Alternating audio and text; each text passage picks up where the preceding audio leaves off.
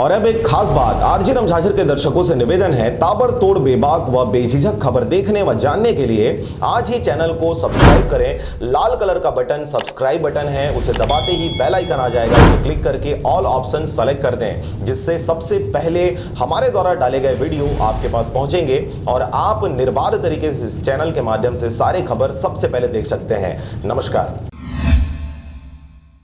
आप देख रहे हैं आरजे रमझाझर और मैं हूं पुखराज सिंह। छत्तीसगढ़ शासन के पर्यटन विभाग द्वारा आयोजित की गई राम वनगमन पथ यात्रा एवं बाइक रैली को मंत्री उमेश पटेल समेत जनप्रतिनिधि एवं अधिकारी गणों ने दिखाया हरी झंडी। देखिए रिपोर्ट।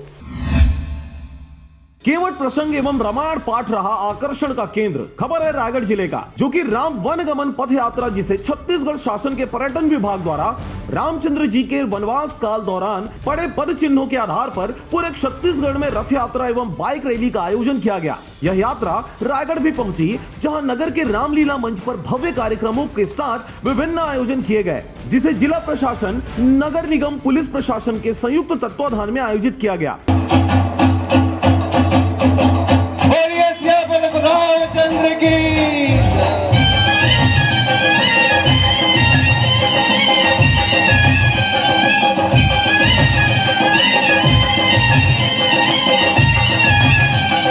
धीरे चला रथ हो रथ वाले, तो है खबर क्या हो भोले भाले।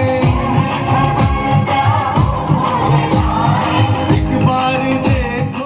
आपको बता दें कि राज्य में उत्तर सीतामढ़ी हरचौका एवं दक्षिण रामाराम के दोनों छोर से पर्यटन रथ यात्रा और विराट बाइक रैली का आयोजन किया गया। रायगढ़ जिले में यह यात्रा विकासखंड धर्मजयगढ़ से सारंगगढ़ के छिंद तक कुल 168 किलोमीटर की थी, जो कि राम झरना से रामलीला मैदान की यात्रा करते हुए रथ एवं बाइक रैली रामलीला मैदान पहुंची।